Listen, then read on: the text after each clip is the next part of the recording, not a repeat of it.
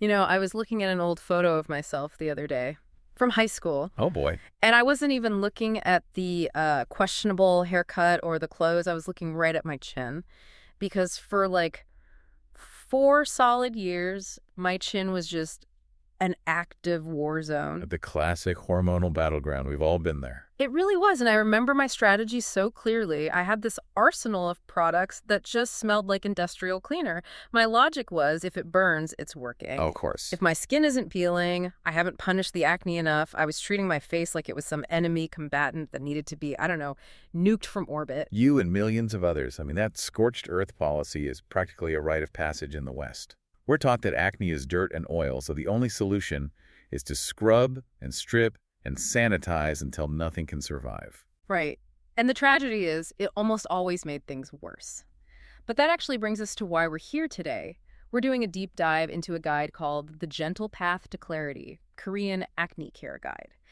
And reading this, it felt like someone was dismantling my entire teenage belief system. It's a total paradigm shift, isn't it? Yeah. The source material essentially argues that everything we thought we knew about fighting acne, the drying lotions, the harsh scrubs, that whole nuke it mentality, is actually just fueling the fire. The guide frames it as a conflict of philosophies. You've got the Western approach, which is sort of search and destroy, and then you have this K-beauty approach, which is more like, peace and reconstruction.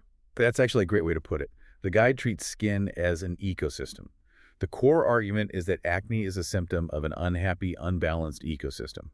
And if you bomb the ecosystem, sure, you might kill some bacteria, but you also destroy the entire infrastructure. The barriers and the balance. Exactly. The very things that keep the skin healthy in the first place. So our mission today is to figure out how to clean up that ecosystem without, setting it on fire. We're going to decode the ingredients, including one that involves literal snails, which I definitely have questions about, Okay. and the specific routine steps that clear the skin by actually calming it down. Exactly. We're moving from fighting inflammation to nurturing the barrier. Okay, so let's start right there. The barrier. The guide calls this the barrier first philosophy. It lists 3 pillars: calm inflammation, balance oil, and protect the barrier. Now, when I hear barrier, I'm just thinking of like plastic wrap. What are we actually protecting? Think of your skin's moisture barrier like a brick wall. The skin cells are the bricks, and the lipids, your natural oils and fats, they're the mortar holding it all together. Okay, bricks and mortar. Got it. And on top of that, you have something called the acid mantle. It's a very fine, slightly acidic film that acts like a security guard. It's designed to keep moisture in and bad bacteria out. So a brick wall with a security guard.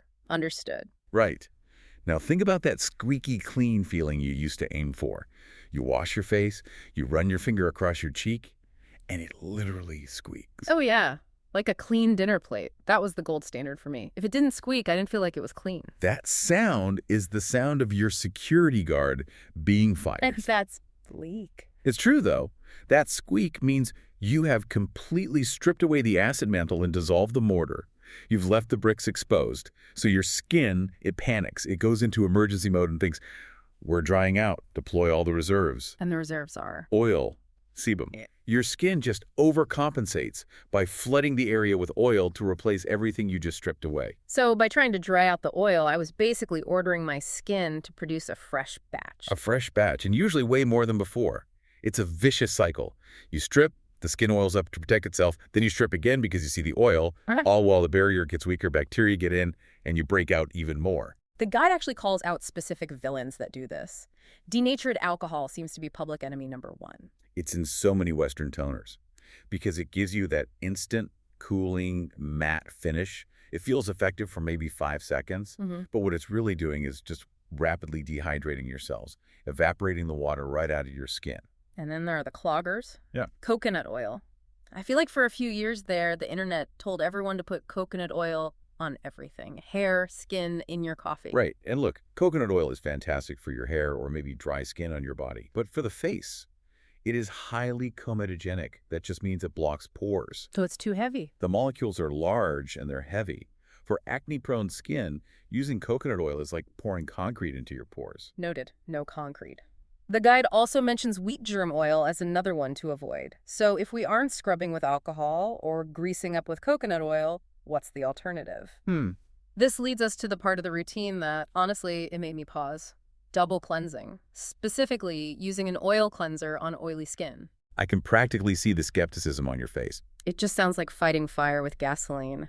If my face is already an oil slick, why on earth would I add more oil to it? It comes down to some really basic chemistry, like dissolves like. Okay, flashback to high school chem lab. Unpack that for us. Think about salad dressing.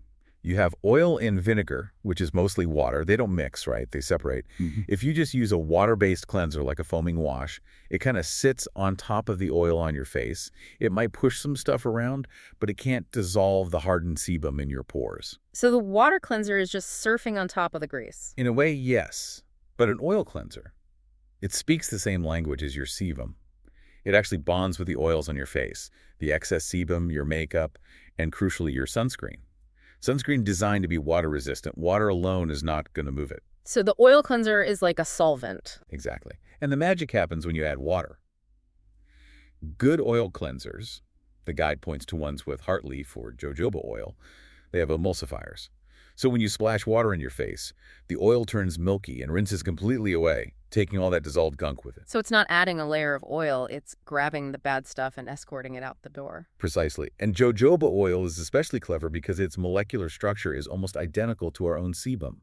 So it can actually trick the skin into thinking it's produced enough oil, which helps downregulate your own oil production over time. That is smart. Okay, so step 1 is the oil cleanse to melt everything. Step 2 is the water-based cleanser. What's left for it to do? The oil cleanser handled the heavy lifting, right? The makeup, the sebum. The water cleanser is there to clean the skin itself. So sweat, dirt, pollutants. But here's the critical part from the source. It has to be low pH. We're back to the acid mantle. We are. Your skin is naturally at a pH of around 5.5. It's slightly acidic. Most bar soaps are highly alkaline, like a pH of 9 or 10. Using an alkaline soap on acidic skin is just chemically jarring. It disrupts the barrier and invites bacteria in. So you need a cleanser that matches your skin's own chemistry. Yes. The guide suggests looking for things like tea tree or gentle BHAs, but the low pH is the non-negotiable part. Okay, so we're clean. The barrier's intact. Now we move to toners. In my head, toner was always just step 1.5, the cotton pad you used to wipe off whatever dirt the cleanser missed, and it usually stung. That's the old school Western view toner as a second cleanser, loaded with alcohol to tighten the pores. In this K-beauty philosophy, toner is the first step of treatment. It's about hydration and preparation. The guide splits them into 2 camps, exfoliating and hydrating. Let's start with the exfoliating ones. The star here is BHA, salicylic acid. Why BHA over, say, an AHA? It goes back to solubility again.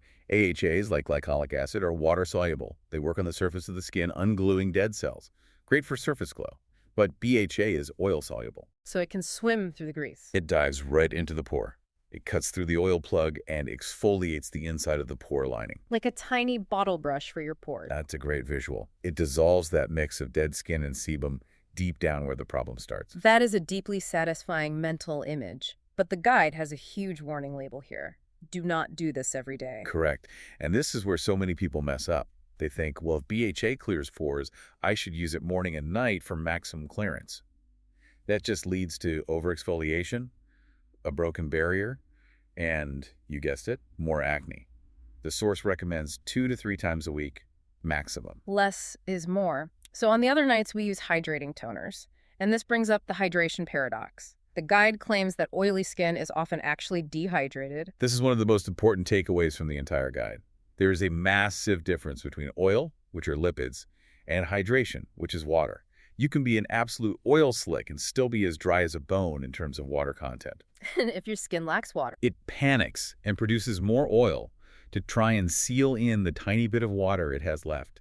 It's purely a defense mechanism. So flooding the skin with water actually tells the oil glands to relax. Exactly. You want ingredients like Centella asiatica or heartleaf here. They're like a tall glass of water for the skin. They calm redness and signal to the ecosystem that resources are plentiful, so there's no need to pump out so much oil. I love that idea of communicating with your skin instead of just attacking it. Okay, now let's get to the heavy artillery. Serums. Right. Smaller molecules, deeper penetration. This is where you really customize based on your specific issues. First one mentioned is niacinamide or vitamin B3. This seems to be in everything lately. Does it actually live up to the hype? For acne. Oh, absolutely. It's the ultimate multitasker. It strengthens the barrier. It fades dark spots. But most Importantly for our chat, it regulates sebum production. It basically puts a governor on the oil glands so they don't overproduce. The guide says there's a sweet spot for a concentration 5 to 10%. Yes, more is not always better. Above 10% niacinamide can actually be irritating for some people. The 5% range is a clinical sweet spot where you get all the benefits without the potential for a bad reaction. Okay. Next up is the firefighter, Centella asiatica, also known as Sika or tiger grass. I looked this up. Is the tiger story true? It's a great legend, and it's rooted in traditional medicine. The story goes that wounded tigers in Asia would literally roll around in patches of this grass to help heal their wounds. Oh, yeah. If it's good enough for a tiger, it's good enough for me. In skincare, it's the ultimate calming agent. It has compounds like madecassoside that just drastically reduce inflammation. So if your acne is red, hot, and angry, Sika is the bucket of ice water you throw on it. And the third one is propolis, which is bee glue. Essentially, yes. Bees use it to seal their hive and keep it sterile. It's incredibly antibacterial and antifungal. For those breakouts that just won't seem to heal, or even for fungal acne, propolis is fantastic. Okay, so we've cleansed, toned, and serumed. Now we hit the step that terrifies every oily skin person I know, moisturizer. The fear is so real. I'm already oily, cream will just make me break out. That's the hardest habit to break. But remember that hydration paradox. If you don't seal in all that watery hydration you just added with your toner and serum, it's just going to evaporate. Your skin gets dehydrated, and the oil comes roaring back. So the compromise here is texture. We're not using, like, heavy creams. No heavy butters or creams. You want gels. Water-based, lightweight gel moisturizers. They absorb almost instantly, and they won't clog your pores. And this brings us to the star ingredient of the moisturizer section, the one I teased, snail mucin. The elephant, or maybe the gastropod in the room. I mean, talk me through the ick factor here. Why are we putting snail secretions on our faces? It sounds gross, I totally get it. But think about what a snail is. It's a soft, moist little body that's constantly dragging itself over rocks, twigs, rough earth. It needs a way to constantly repair its own skin and keep it lubricated and protected. So the slime is basically a self-repair serum. Biologically, yes. It's packed with glycoproteins, hyaluronic acid, glycolic acid, a whole cocktail of good stuff. On human skin, it supports wound healing, it promotes cell turnover, and it helps organize collagen. And it's incredibly hydrating without being greasy at all. The source mentions a specific product here, Desuri's Ultimate Snail Mucin Cream. And it says it combines the snail filtrate with beta-glucan. Beta-glucan is fascinating. It comes from mushrooms or oats, and it's actually 20% more hydrating than hyaluronic acid. So you get the repair from the snail and this incredible barrier reinforcement from the beta-glucan.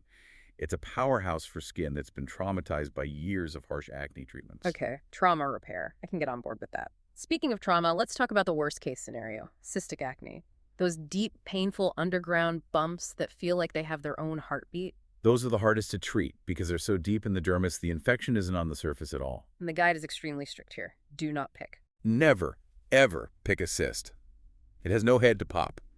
If you squeeze it, you're almost certainly rupturing the sac underneath the skin, which just spreads the infection sideways and deeper. You're turning a temporary bump into a permanent scar. And you don't try to burn it off with harsh chemicals either, right? Right. If you put a strong drying lotion on a cyst, all you're doing is drying out the surface skin. You just create a flaky, dry scab on top of a raging infection. It looks worse and heals slower. So what do we do? You soothe it. You go back to those anti-inflammatory ingredients, centella, panthenol, which is vitamin B5. You try to calm the swelling from the outside so your body can clear the debris on the inside. You just have to be patient. Okay. And for the stuff that is on the surface, the whiteheads, the guide loves hydrocolloid patches. They're brilliant. They're basically just little blister bandages. They absorb fluid. You stick one on a whitehead overnight, and in the morning, it has sucked out all the gunk and flattened the spot. And crucially, it stops you from touching it. That physical barrier against your own wandering fingers is probably half the benefit right there. Yeah. We touch our faces constantly, adding more dirt and bacteria. The patch just stops that completely. The guide also has a pro tip for spot treatments like sulfur or tea tree. Apply them after your moisturizer. Yes, this is called buffering. If you put raw tea tree oil directly on clean skin, it can be really harsh, it can burn. But if you put it on top of your moisturizer, the moisturizer slows down the absorption. You still get the antibacterial effect, but without the chemical burn. That's a game changer for sensitive skin. Okay, so let's say we've won the war. The active acne is gone. But it left souvenirs, dark spots. The guide distinguishes between scars and PIH. Right. True scarring involves texture pits, indentations. That usually requires professional treatments like microneedling or lasers. But what most people have is post-inflammatory hyperpigmentation, or PIH, the red or brown marks. Why does skin even do that? It feels so unfair. Here, have a brown spot to remember me by. It's actually a protective response. Inflammation triggers your skin to produce melanin.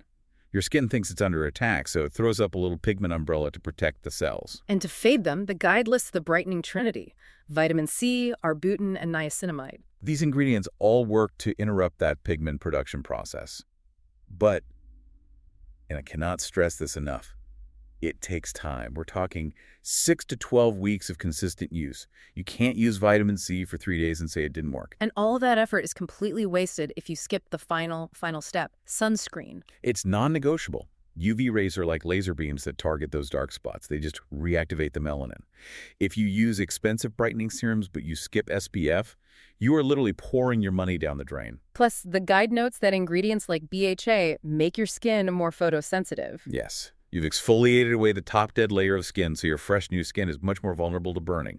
You need a lightweight, non-comedogenic SPF 30 or higher every single day, even if it's cloudy, even if you're just inside near a window. Okay, that is a lot of information. Let's try to create a cheat sheet. The guide outlines a routine flow. Can you walk us through a typical AM and PM? Sure. Morning should be simple. It's all about protection and hydration. Step 1, just a water cleanse. You don't need the oil cleanser in the morning. Step 2, hydrating toner. Step 3, your serum, maybe vitamin C or niacinamide. Step 4, a lightweight gel moisturizer. And step 5, always, sunscreen. Simple enough? And the evening? Evening is for deep cleaning and repair. Step 1, double cleanse. Oil, then water, to melt off the sunscreen and all the grime from the day. Step 2, exfoliating toner, but only 2 to 3 nights a week. Use your hydrating toner on the other nights. Step 3, serum, maybe your Centella or Propolis. Step 4, moisturizer. And Step 5, a spot patch if you need one. That seems really manageable, but we have to warn people about the purge. That sounds like a horror movie title. It can feel like one, too. When you first start using actives like BHA, they speed up your cell turnover. They basically force your skin to clean house, so all the little clogs that were forming deep down get pushed to the surface all at once. So you break out more. Temporarily. For about 2 to 4 weeks, it can get worse before it gets better.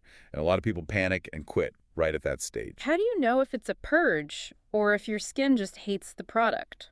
That's a great question. A purge usually happens in areas where you normally break out, and the pimples tend to clear up faster than usual. A bad reaction might look like hives, a rash, severe itching, or breakouts in places you never get acne. If it's a purge, you just have to push through. It really means the product is working. And the timeline for real, I can look in the mirror again, success. About 4 to 8 weeks. Skin cycles take about a month. You can't judge a new routine after 3 days. The source really emphasizes that consistency beats intensity. You are so much better off being gentle for 2 months than being aggressive for 2 days. It really is the tortoise and the hare of skincare. So, to wrap up this deep dive, the Western Search and Destroy method is out. The K-Beauty Calm and Protect method is in. We're double cleansing to melt oil without stripping. We're using BHA as a precision tool, not a blunt instrument. We're hydrating with things like Centella and even snail mucin to fix the barrier. And we are wearing sunscreen so we don't undo all our hard work. That's a perfect summary. It's all about working with your biology, not against it. It makes so much sense when you break it down like that. Why fight a war against your own face? And that leads me to a thought I've been mulling over while reading this guide. The core philosophy here is that gentleness is strength. We so often feel that to solve a stubborn problem, whether it's acne or a crisis at work or a difficult relationship, we need to be aggressive. We need to force a solution. We want to nuke it from orbit, like I said at the start. Right. But this guide proves that in a complex ecosystem like our skin, aggression just creates resistance. It creates more oil, more inflammation. But balance creates health. So if gentle efficiency works better for our own biology, where else in our lives are we using these napalm tactics when what we really need is barrier repair? That is a really profound place to leave it. I'm going to be thinking about that tonight while I put on my snail cream. Am I fixing the problem or am I just stripping the barrier? Questions to live by. Thank you all for listening to this deep dive on Korean acne care. Be kind to your skin, be kind to your barrier, and we'll catch you next time. Stay balanced.